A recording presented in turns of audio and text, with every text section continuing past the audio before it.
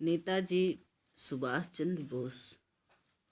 नेताजी सुभाष चंद्र बोस का जन्म 23 जनवरी 1897 को उड़ीसा में कटक के एक संपन्न बंगाली परिवार में हुआ था। बोस के पिता का नाम जानकीनाथ बोस और माँ का नाम प्रभावती देवी था। जानकीनाथ बोस कटक शहर के मशहूर वकील थे। प्रभावती और जानकीनाथ बोस की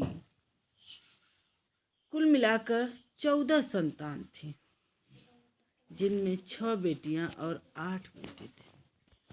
सुभाष चंद्र उनकी 9वीं संतान और 5वें बेटे की संख्या में थे। अपने सभी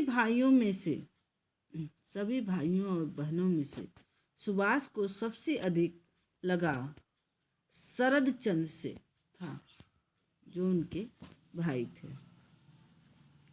नेताजी ने अपनी प्रारंभिक पढ़ाई कटक के रेवेसाव कॉलेजिएट स्कूल में हुई। इसके बाद उनकी शिक्षा कलकत्ता के प्रेसिडेंसी कॉलेज और स्कॉटिश चर्च कॉलेज से हुई और बाद में भारतीय प्रशासनिक सेवा यानी इंडियन सिविल सर्विस की तैयारी के लिए उनके माता पिता ने बोस को इंग्लैंड के कैम्ब्रिज विश्वविद्यालय में भेज दिया। अंग्रेजी शासन काल में भारतीयों के लिए सिविल सर्विस में जाना बहुत कठिन था, किंतु उन्होंने सिविल सर्विस की परीक्षा में 4था स्थान प्राप्त किया। 1921 में भारत में बढ़ती राजनीतिक गतिविधियों का समाचार पाकर बोस ने अपनी उम्मीदवारी वापस ले ली और शीघ्र भारत लौटा। सिविल सर्विस छोड़ने के बाद वे भारतीय राष्ट्रीय कांग्रेस के साथ जुड़ गए। सुभाष चंद्र बोस महात्मा गांधी के अहिंसा के विचारों से सहमत नहीं थे। वास्तव में महात्मा गांधी उदार दल का अगुवाई करने वाले थे। इसके बाद महात्मा गांधी और सुभाष चंद्र बोस के विचार भिन्न थे, लेकिन वे यह अच्छी तरह जानते थे कि महात्मा गांधी और उनका मकसद दोनों लोगों का देश को आज़ाद कराना ही था। इसलिए गांधी जी को वह राष्ट्रपिता कहते थे।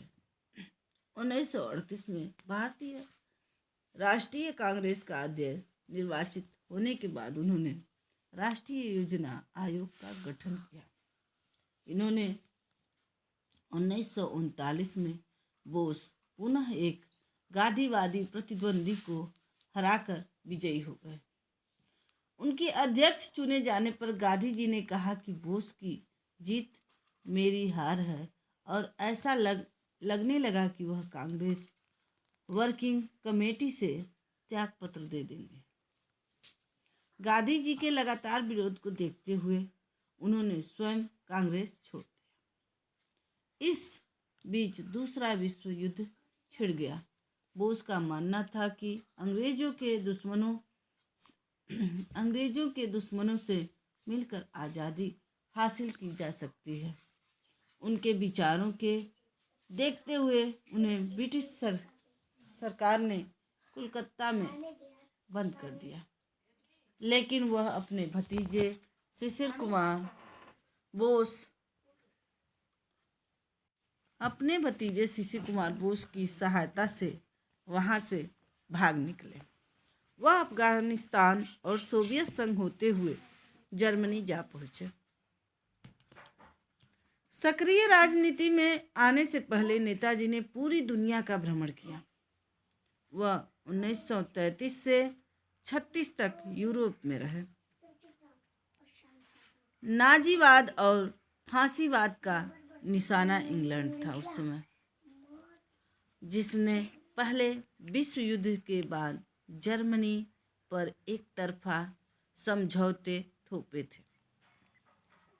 दुश्मन का दुश्मन दोस्त होता है। उनका मानना था कि स्वतंत्रता हासिल करने के लिए राजनीतिक गतिविधियों के साथ साथ कूटनीति और सैन्य सहयोग की भी जरूरत पड़ती है। नेताजी सुभाष चंद्र बोस हिटलर से मिले। उन्होंने ब्रिटिश हुकूमत और देश की आज़ादी के लिए कई काम किए। उन्होंने 1943 में जर्मनी छोड़ दिया। वहाँ से वह जापान पहुँचे। वहाँ उन्होंने जापान वासियों को, पुरुष, महिलाओं एवं बच्चों को संबोधित किया और युद्ध में देश के प्रति न्यौछावर होने के लिए कहा। उन्होंने यह संदेश दिया लोगों को कि तुम मुझे खून दो और मैं तुम्हें आज़ादी दूंगा। और उन्होंने एक आज़ाद हिंद फौज की स्थापना की। महिलाओं के लिए रानी झांसी रेजिमेंट का भी गठन किया, जिसमें लक्ष्मी सहगल कैप्टन बनी। नेताजी के नाम से प्रसिद्ध सुभाष चंद्र ने क्रांति द्वारा भारत को स्वतंत्र कराने के उद्देश्य से 21 अक्टूबर 1943 को आज़ाद हिंद सरकार की स्थापना की। और अंत में नेताजी अपनी आज़ाद हिंद फौज के साथ 4 जुलाई 1944 को बर्मा पहुंच गए।